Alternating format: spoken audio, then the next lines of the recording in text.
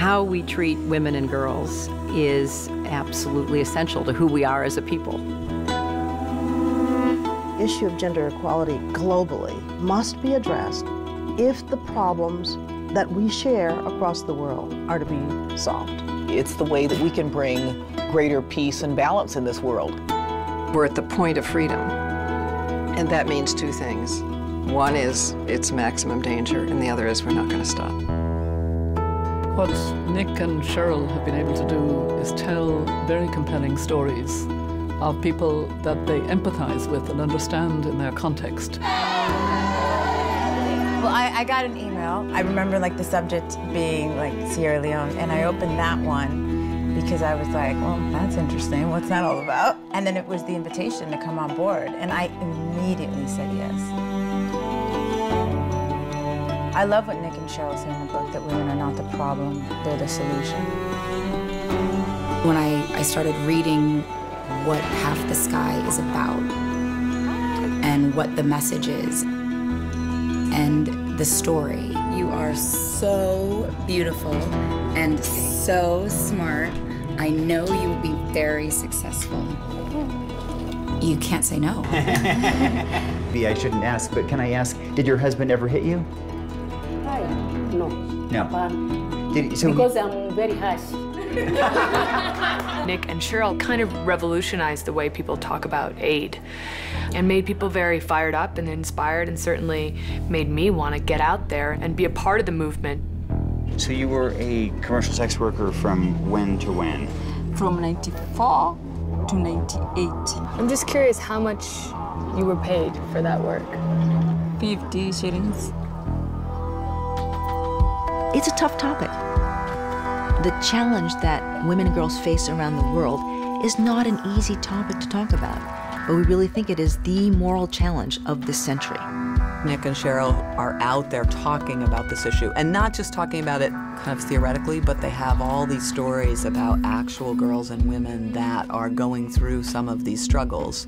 That really brings it to life for a much wider audience. Is that red door, is that a brothel, I think? Yes, it is. Do you have a supply of condoms here? No, they don't have it. They have to buy it and bring it. You have to buy condoms? As long as the victims are poor, rural, female, illiterate, they don't have voice. Don't want to forget that. To be physically present in a place is irreplaceable. Nicholas is right. You have to show up. She's fine. She is fine. Okay. This is like a war map, a strategic map. Where do we need someone to fight the enemy? She doesn't have a radial pulse. Disease, death. Celebrities can bring these issues into the limelight. That's just a no-brainer. That's your job, you know, to shine a little light on people that are actually doing the hard lifting. Make that one I tell you, she's been sold.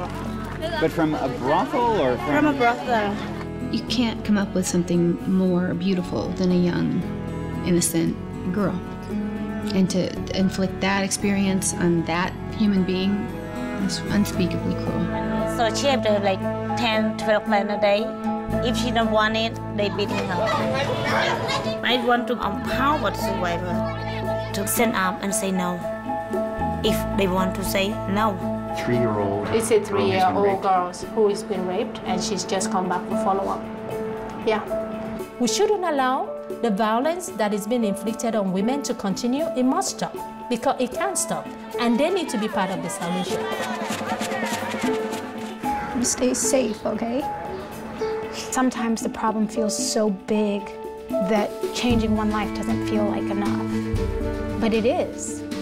So every person, every corner of this world needs to raise a voice and say this has to stop.